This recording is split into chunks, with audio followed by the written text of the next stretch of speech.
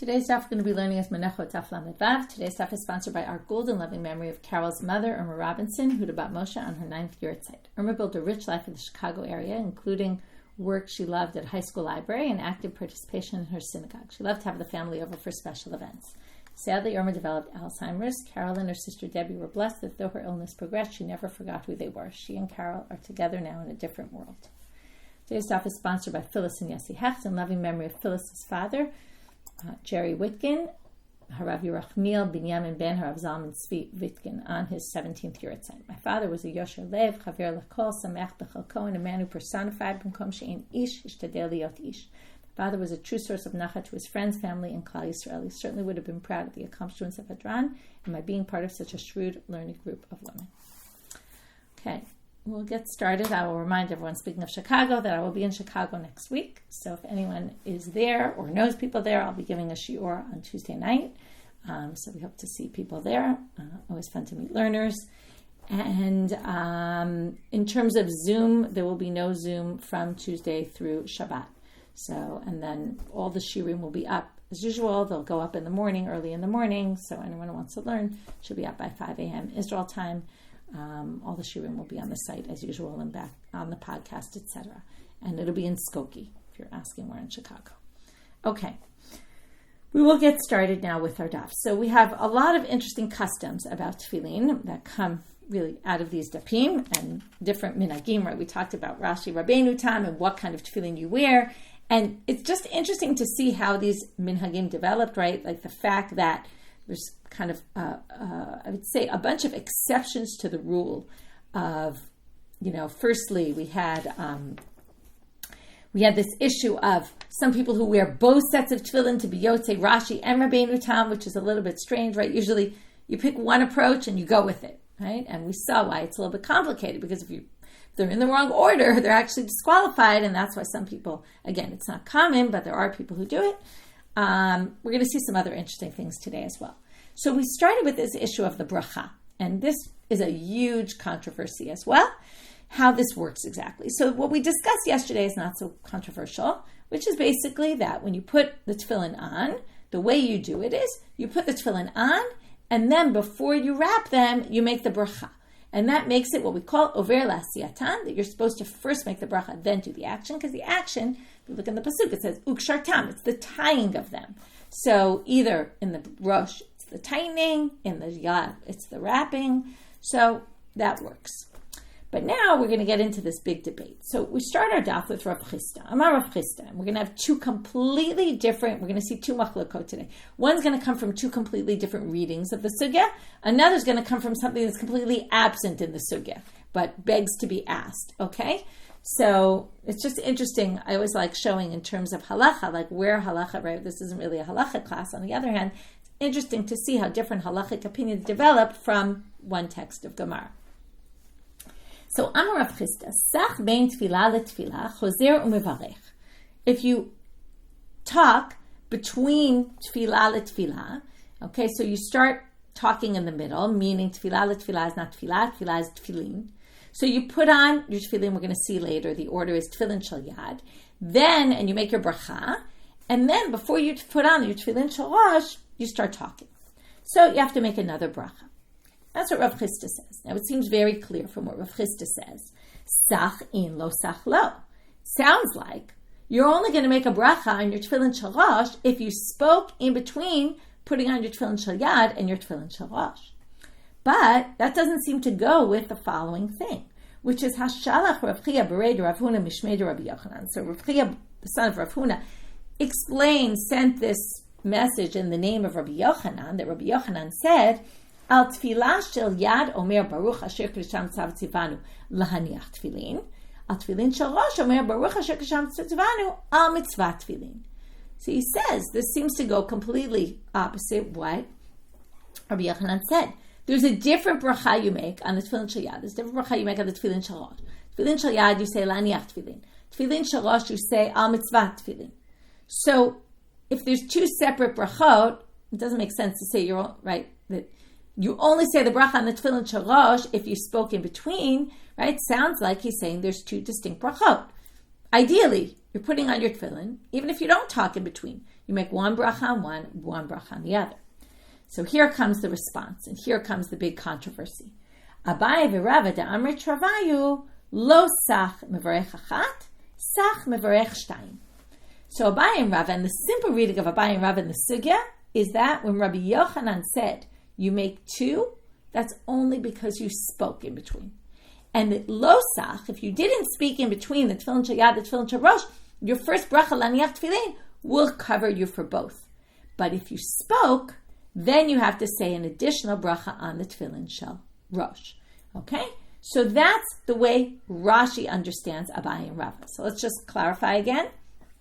What you're going to do is, you're going to make one bracha ideally, lahaniach tefillin. Then, if you happen to talk in between, you're going to make a different bracha on mitzvah tefillin, on the tefillin shel rosh. Okay? Now, comes Rabbeinu Tam, and he says, this sounds preposterous, because what, we're going to have two separate brachot, like we're going to have this bracha on mitzvah tefillin that you're only going to say if you speak in between? So, Rabbeinu Tam disagrees with Rashi. We're going to read Rabbeinu Tam inside for a minute. Okay, and the Dibor Matchil Lo Sach Mevarech Achad in the middle of that Tosfot. Rabbeinu Tam says Lo Sach Mevarech Achad. Okay, it should say Al Shel Rosh, not Le Shel Rosh. If you don't speak Mevarech Achad on the Tefillin Shel Rosh, he says like this: there's either you're going to make one bracha on the Tefillin Shel Yad, one bracha on the Tefillin Shel Rosh in general.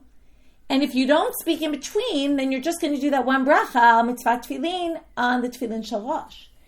And then you're going to be mevarech al mitzvah tefillin. Shizoi Berakhot, because that's the bracha for the tefillin shel rosh, right? There's two, as I saw you wrote in the chat, Becky, right? There's two different mitzvot here, he says. But again, this is all how you read it. Depends how you read this. Sach mevarech shtayim l'shel rosh lahaniach al mitzvah. But if you speak in between, then you're going to have to repeat the bracha on the tefillin shel rosh, on the tefillin shel yad. Repeat it on the tefillin shel rosh because you spoke in between. That meant you created a break between your first bracha. And it's really, you're supposed to say laniach on both. Okay? So your lahaniach on the yad covers you for the rosh. But not if you speak in between, then you're going to have to say two on the tefillin shel rosh. But Rashi understands it in a simple way. Rashi understands that no, you only have to make one bracha. That covers both of them. Laniach tefillin will cover both so long as you don't speak. Only if you speak, you make a bracha on the tefillin shel rosh, and then you don't repeat the same bracha, you make a different bracha. Okay? The al mitzvah. And then the al mitzvah is not really a bracha for tefillin, it's only in the event that you speak. Okay, so that's this big machloket Rashi Rabbeinu Tam. Where do we see this? So how does this come out halacha l'maaseh? What do we do? So it depends if you're Sephardi or Ashkenazi. Okay? Which is interesting because you'd say Rashi's Ashkenazi, but the Sephardim hold like Rashi, but that's because Rashi is not the only one who said this. People before Rashi said it also, and there was Sephardim who said it. I just didn't quote everybody who says it, but it's easy to quote Rashi and Rabbeinu Tam because they're on the daf and you can see them, but there were also Sephardim who said this, and the Shulchan Aruch actually paskins like that. So I'm going to read you from Or Chaim, Chot Tefillin, Siman Kaf Hey. Okay, we're at the end of Seif Dalid, and it says there, Yaniach shel yad, we're going to get to this, the order, okay, you put shel yad tchila, v'yivarech laniach tefillin, okay, so you make the bracha laniach tefillin on your yad. V'achar kach yaniach shel rosh, and then you put tefillin shel rosh, v'lo yivarech ki im bracha chat l'shtehen, and says the Shulchan Aruch, done, that's you just make one bracha. Now, there's a bit of a surprise in the Ashkenazi Shita though, and this is interesting, and I don't know if there's a precedent for this anywhere else, but the Ramah says like this, Yeshomrim, okay, exactly what you're going to expect to see from Rabbeinu Tam. Levarech al shel rosh al mitzvah tefillin, afilu lo ifsik bein time. But some people say that you're supposed to say the bracha on shel rosh al mitzvah tefillin, even if you didn't speak in between. V'chein pashad minhag b'bnei Ashkenaz, and such the minhag spread in Kilot of Ashkenaz, shemevarchim shtei brachot. But he adds the following words: V'tov lomar tamid achar bracha shniya. Baruch Shem Kivod Machuto Leolam Va'ed. He says, but since there's a concern that maybe this is a bracha levatala. Now, we take bracha levatala very seriously. You don't want to say God's name in vain. And this is what people do. They say the words, Baruch Shem Kavod V'Tolei, which is what you say. Let's say you accidentally make a bracha for no reason. Like, let's say you were eating, you made a shahakol, and then you forgot you made a shahakol, so you made a shahakol on something else. So if you realize, immediately say, Baruch Shem Kavod V'Tolei, as if, I was just blessing God. Okay, this wasn't for a specific bracha. It's a way to kind of cover yourself so you don't make a bracha in vain. So, according to the Ashkenazi psak here in the Ramah, he basically says, make the second bracha, but just to cover your bases, say Baruch Shem Kavod V'Tolei Olam V'ed. Okay, and this is what people do. So, anyway, it's a very interesting halacha, and just want to see if there was something else I wanted to read here. Right, he points out that you should make sure to say. Not to say, this is what I wanted to read. The Mishnah Berurah adds here, okay, says, so by the way, I'll just clarify. So sorry, you're asking about Lamdeni Chukecha. If you say the words Baruch Atah Hashem, and then you realize, you say Lamdeni Chukecha, because that's a pasuk in Tehillim, and then you're just saying a pasuk. But if you've already said the complete bracha, then you say Baruch Shem Kavod V'Tolei V'ed. But here's the interesting line I wanted to read in the Mishnah Berurah. The Mishnah Berurah, right, which is the Chavetz Chaim from late 1800s, he adds here, right, the Ramah is from the 1600s, and the Shulchan Aruch is just a little before that. Yizaher ma'od shelo lomar Baruch Shem rak achar sheyahadek shel rosh al rosho kara'oi. Okay, you have to first really affix the tefillin shel rosh on your head, then say Baruch Shem Kavod V'Tolei V'ed. De'im lo ken yehefsek bar bracha lahanacha. You don't want your Baruch Shem Kavod V'Tolei V'ed to create a hefsek either. It's like problem after problem after problem. Okay, and then he says, this is what I like when he says this, V'yeh bracha zo levatala, and then your bracha is going to be levatala, bivadai. Then you're definitely making your bracha levatala because you're doing the bracha before you, and then you're speaking before you do the action, because then your Baruch Shem Kavod is going to be like a break. And then he says, right, then you'll have to make another bracha. He says, many people make a mistake about this. They say the Baruch Shem immediately before they even do the hiduk on their tzitzit. Okay, so that's another. Okay, this goes against the puk chazama madavar that we saw the other day. Go see what the people are doing. Sometimes the people are making mistakes, and the rabbi said most people get this wrong. Okay, now, so that's a very, very interesting topic. Now we're going to move on. Okay, Tana. Now we have a bright on this, and then we'll leave this topic. Sach ben tefillah letefillah averahi biyado. Now he says, if you speak in between putting on your tefillin shel and your tefillin shel rosh, it's a serious transgression, and so serious that chozer aleha merachim hamilchama.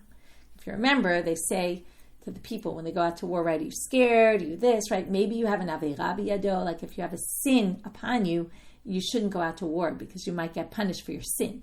This is such a serious transgression, speaking between tefillin shel rosh and yad and tefillin shel rosh, that you should basically not go out to war, okay, because you might have a sin on your head. Now, does this really mean literally you shouldn't? Usually we talk about these things, and we've seen this before, that in Tanaitic or Amoraitic sources here, it's a Tanaitic source, there's a lot of this talk to try to impress upon people how seriously we take this, and they say things like, oh, you might get killed in war if you do this, so, be careful not to do this. It's a way of, it was the language that they used. It was just a way of saying, take this seriously. Okay, and that's really what they were trying to say. Okay, Tana, new Braita. Kishu meniach. Now we're going to get to the order and why the order is Yad Rosh, and then we're going to say when we take them off, it's going to be Rosh Yad. So you're going to go A, B, B, A. Put on Yad, put on Rosh, take off Rosh, take off Yad. And then we're going to figure out where we get this from. Kishu meniach. Meniach shel Yad, v'achar kach meniach shel Rosh. So when you put it on, first put on your arm, then put on your head. Ukishu choletz shel Rosh, v'achar kach choletz shel Yad. But when you take them off, take off the Rosh first on your head, then take off the one on your arm. So Bishlama, and we're going to learn this all from the Psukim in Shmot chapter 6. By the way, I kept saying it was 5, it's 6. Sorry that I made that mistake. It's in Devarim chapter 6, Shema. So, Bishlama kshu miniach shel Yad, v'achar kach miniach shel Rosh. We get very clearly why you're going to put shel Yad first. Okay, try to think about the Pasuk.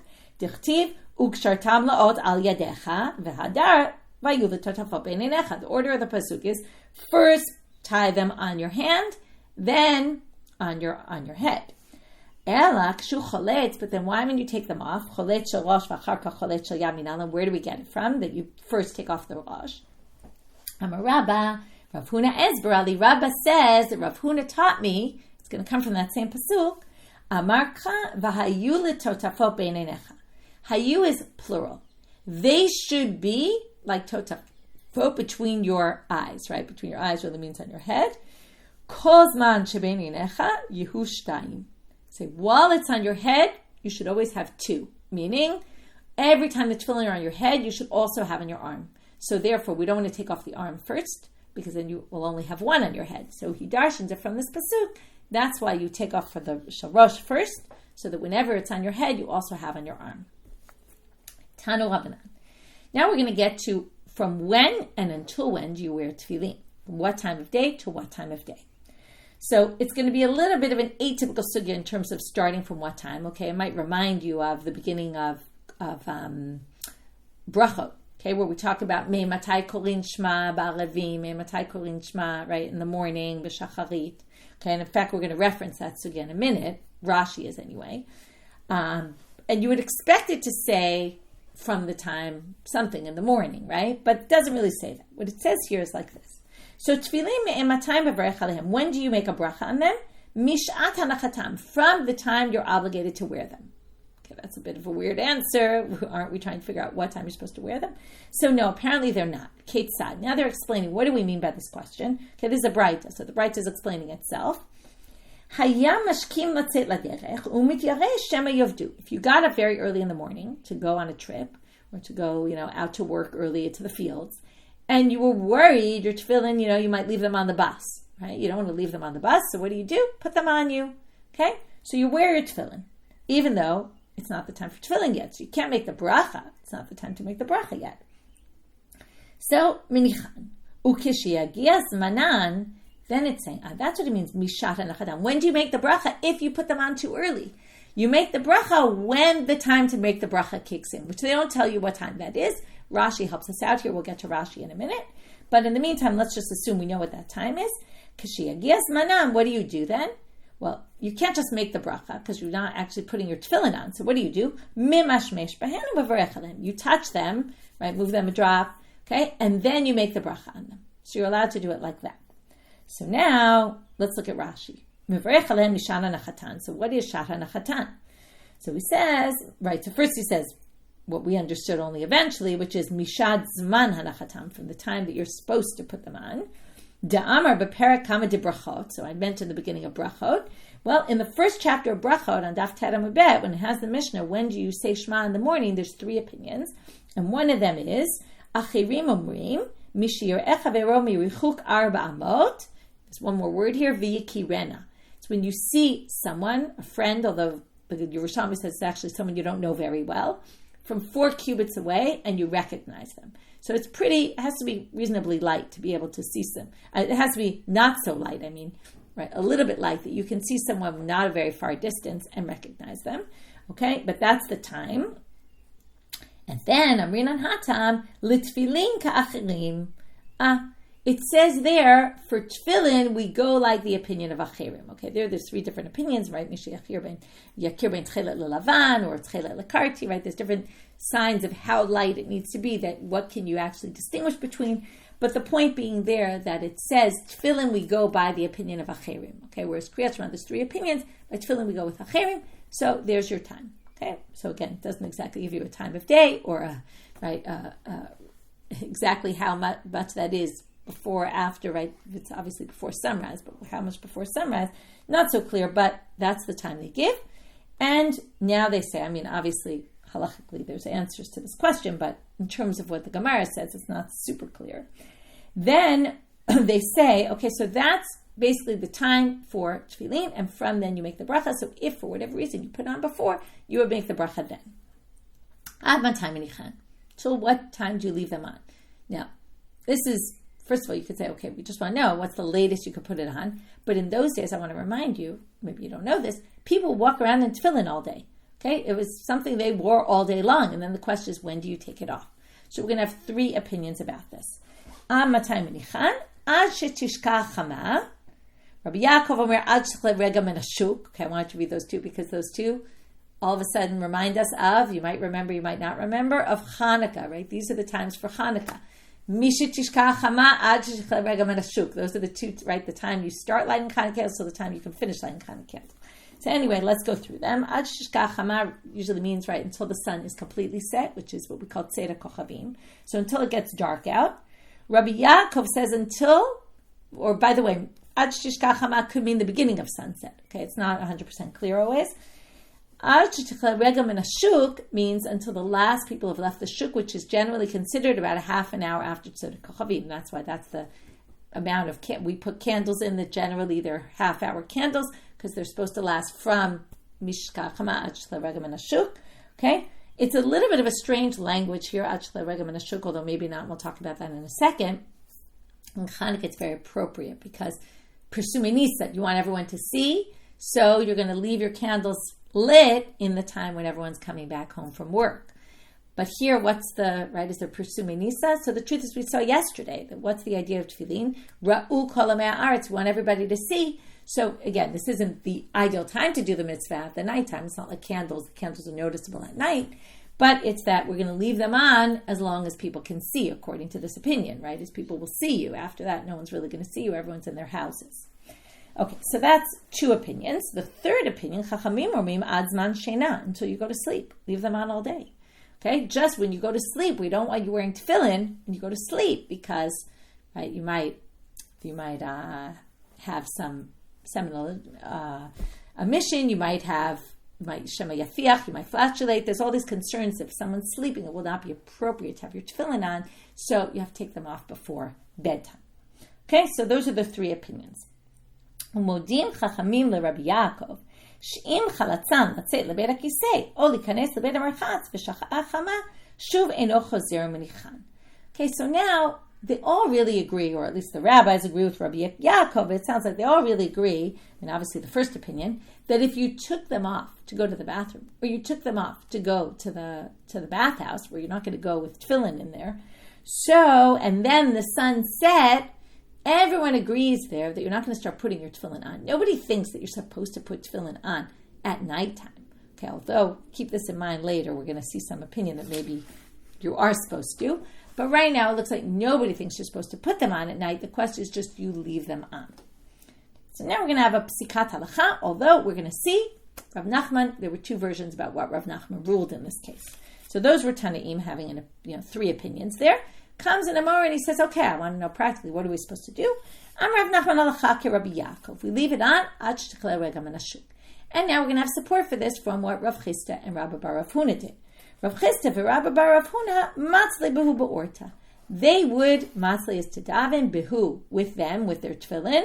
Beorta, or is light, but it's what we call a euphemism for nighttime. They would daven with their tefillin when they daven at night, which was after tzera kochavim, before ad shechle rega min hashuk, and they would leave their tefillin on. So what do you see? Support for Rav Nachman's ruling, like Rabbi Yaakov.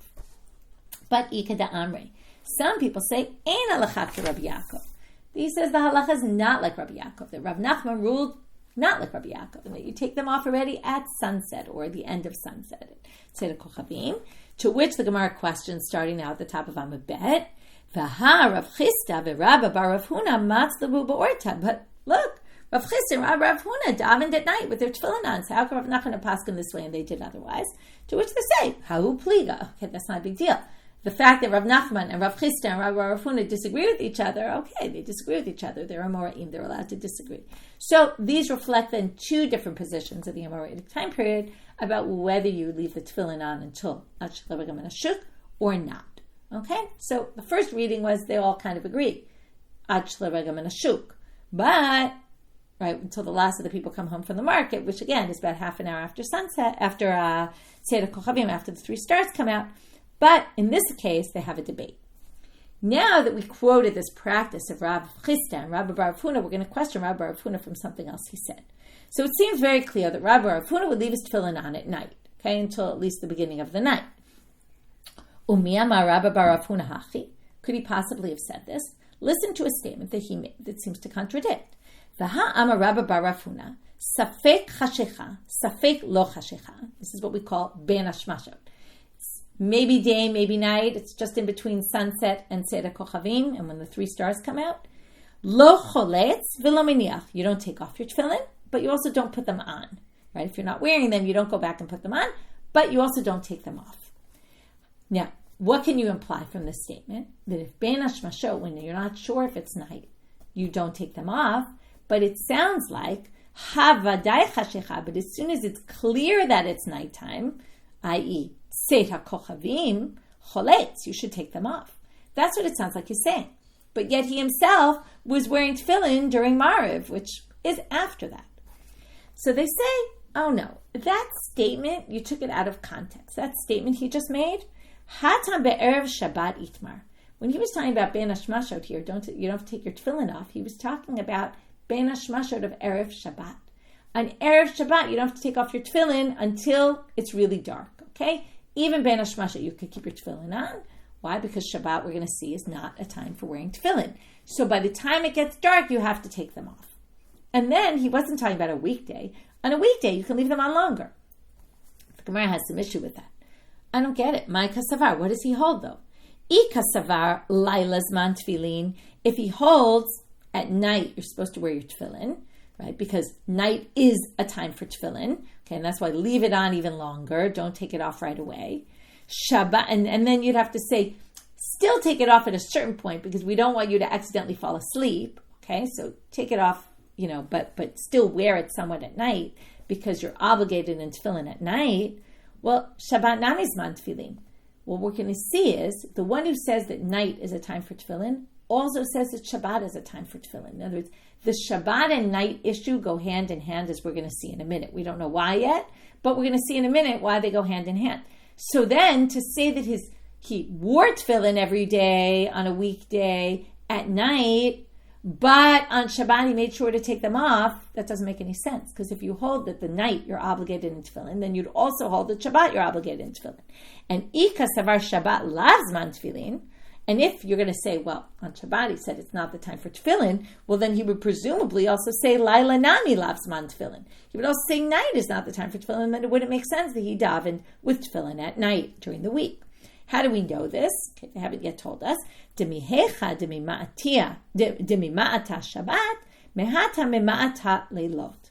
He says the same place where we exclude mema'ate, like to take away, right? We limit tefillin to not be on Shabbat is the same source that we limit not at night. And now we're going to see that inside.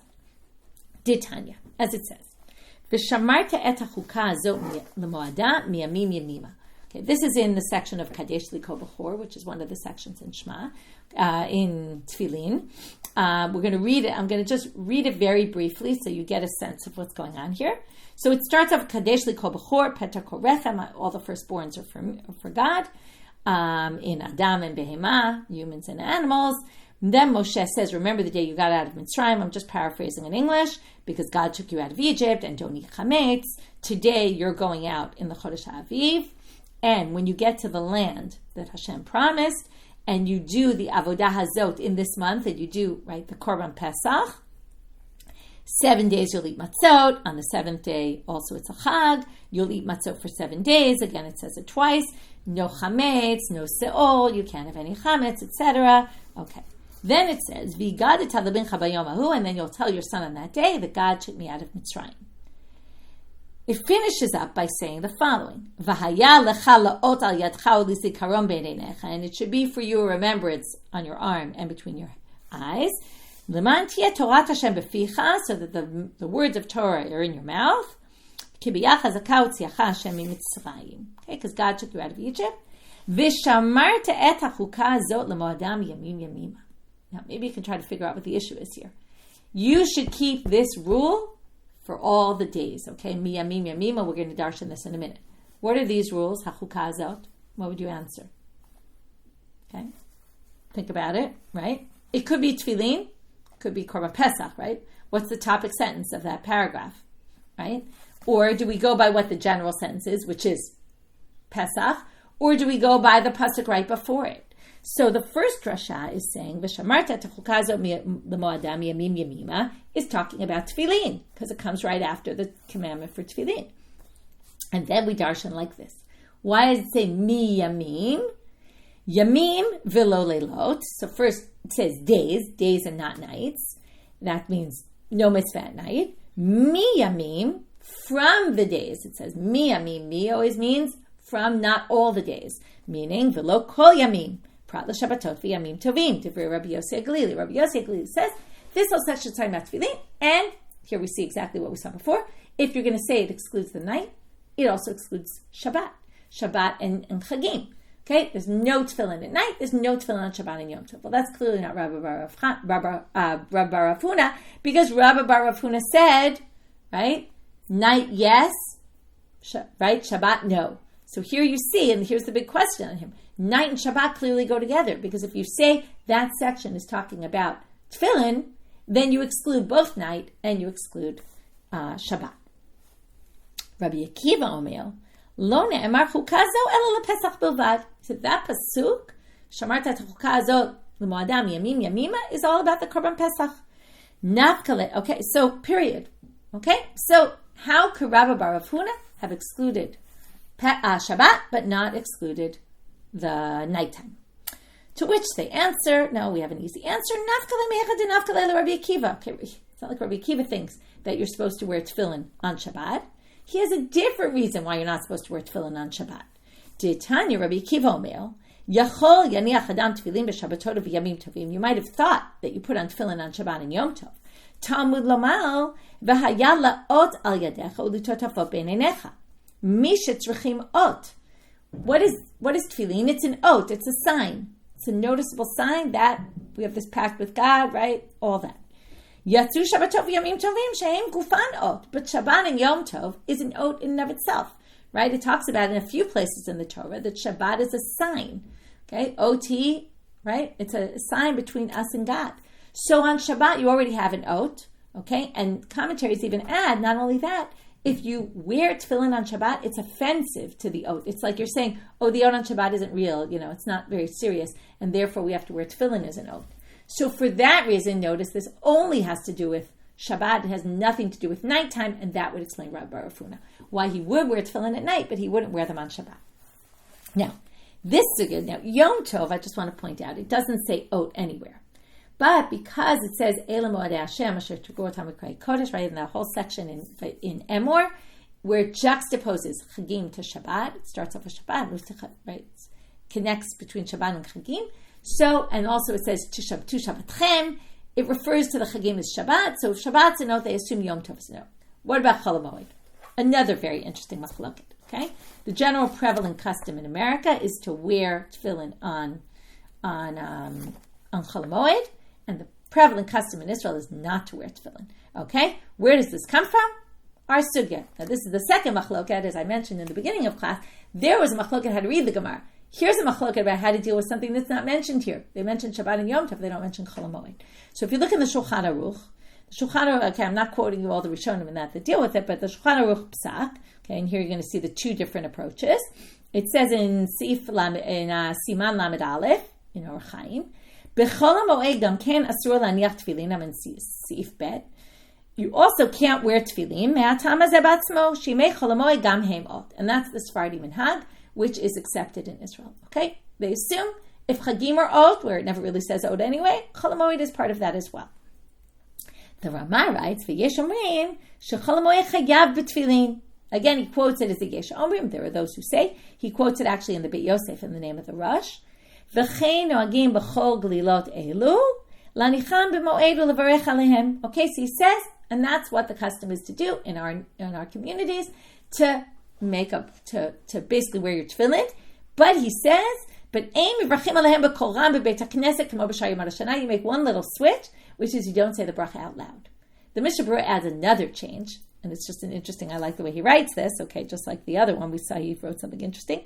He points out here that also, and this is what people do, they take them off earlier in the davening, okay? Again, it's like a sign that there's some sort of issue here.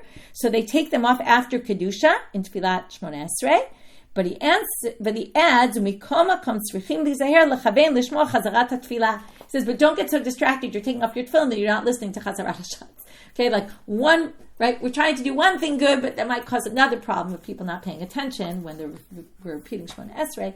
So we should make sure that while you're doing that, you're able to multitask and also listen to chazarat hashatz. Okay, so another very prevalent custom and machloket about what the custom is. Okay, moving on. Amar Rabbi Elazar. So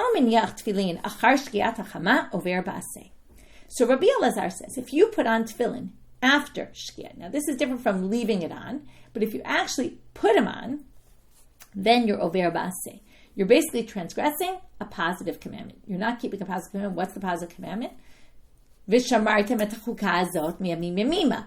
Keep this, right? This meaning, do it during the day. Don't do it at night. So if you do it at night, you're basically transgressing a positive commandment of observe this commandment properly. Rabbi Yochanan amar over belav. Rabbi Yochanan says it's actually you're transgressing a negative transgression.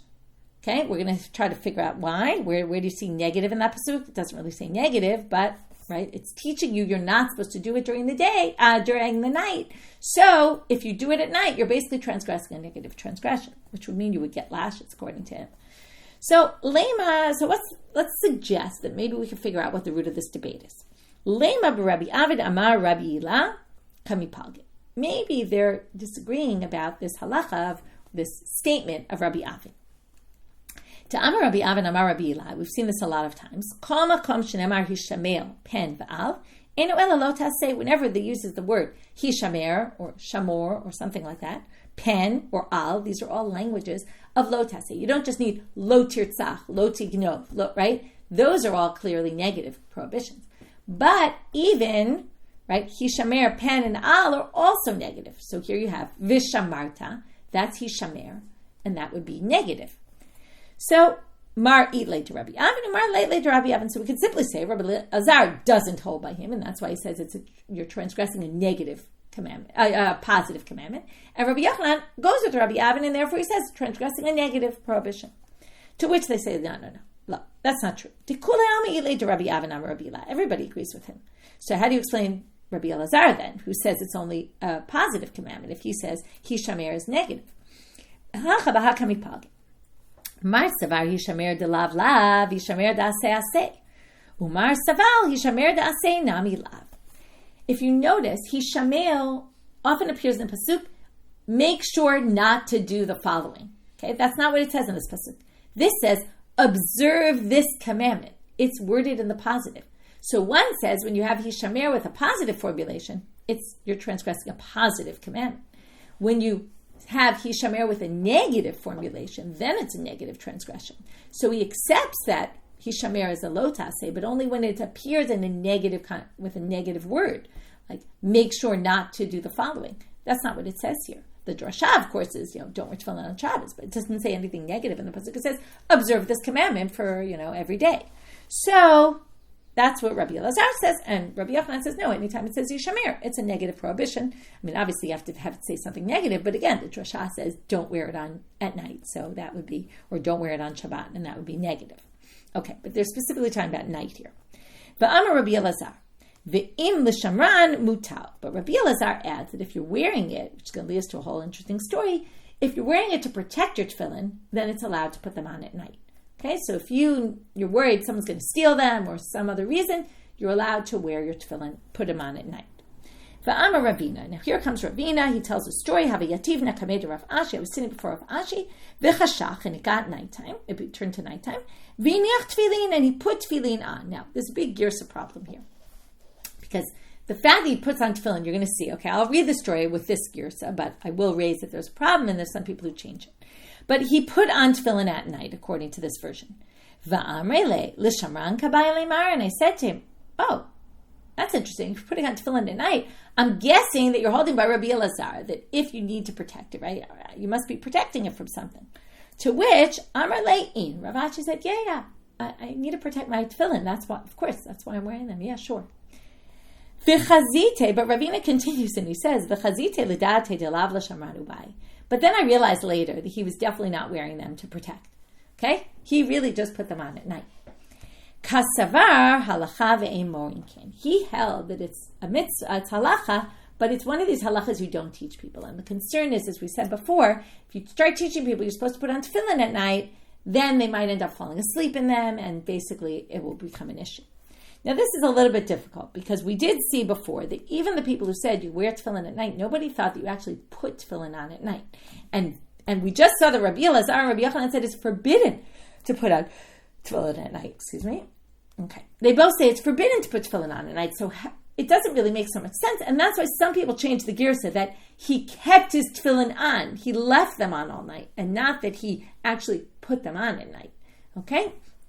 But if Rabbi Elazar did say that you're allowed to put them on at night if you need to protect them, so it's a little bit unclear what exactly happened here, and it's possible that Rav Ashi really thought that you could actually even put your tefillin on at night, but he definitely didn't think you should be teaching people. And what do you see here? That allowed him to basically do a little white lie there, or maybe a big white lie, or a big lie, because when Ravina asked him, are you just doing to protect? He said yes, even though he wasn't, right? Because he didn't want to teach people that they should be doing this also.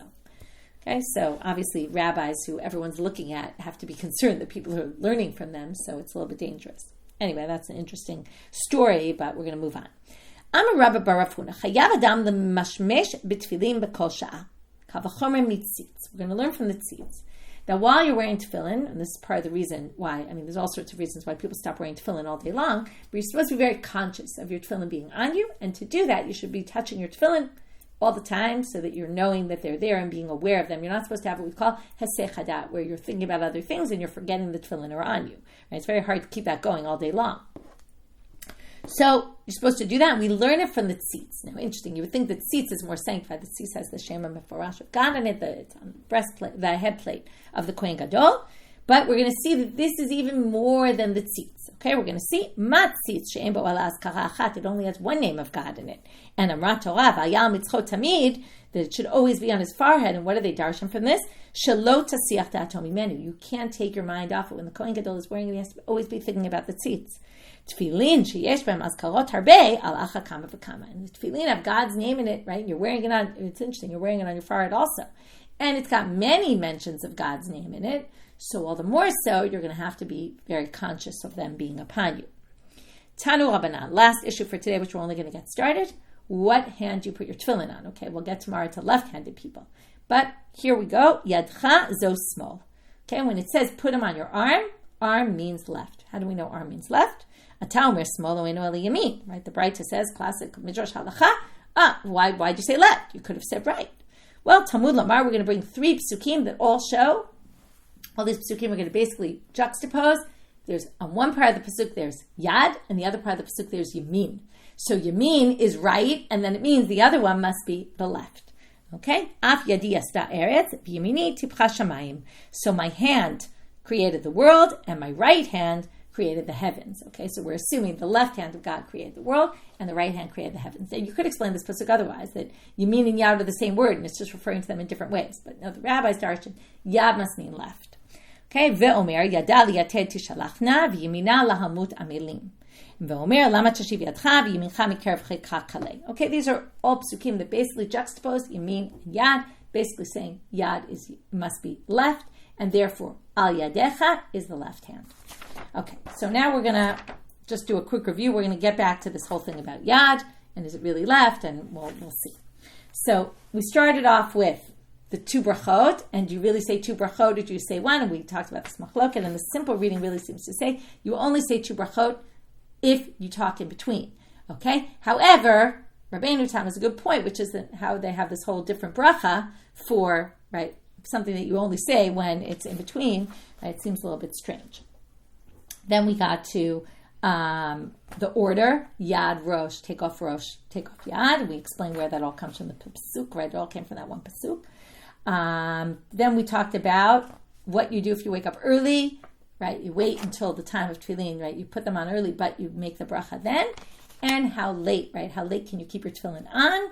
And then we discussed who do we paskin like, right? We saw different things. From that, we got to this practice of Rabbi Huna, who would wear it at night. And then we said, if that doesn't seem to match something else he said, we said, oh no, the thing he said was about Shabbat, not about night. Even though night and Shabbat generally go together, that's according to one approach. He must go by the other approach, that Shabbat, we don't wear tefillin, but at night we do, and that we resolved. Then, so we saw two sources from where Shabbat is excluded, either from Miyamim or from the ot issue, and that it would be a zilzul of the ot of Shabbat. By the way, that's quoted in the Shulchan Aruch as to why we don't wear it on Shabbat, because of the ot, and that it would be, you'd be basically, I can't think of the word, but lizalzel, it would be, I can't think of the word, but it would be disgraceful sort of to the ot, denigrating to the ot of Shabbat. Okay, then we finished up with, is it a mitzvah aseh, a bittul aseh or a bittul lo taseh? Is it an actual negative commandment, negative prohibition to put on tefillin at night? And then we said the strange practice of Rav Ashi, you put it on, but said, well, I'm not going to teach anyone this, and therefore kind of lied a little bit when he was asked about it. And then we finished with the tzitz and how we learned that you would basically, you have to be conscious of your tefillin and be touching them all the time so that you're aware that they're on you. And the final thing about putting it on your left hand, okay, but we're going to learn about lefties tomorrow also, and we'll get back to that in tomorrow's stuff. Wishing everyone a good day.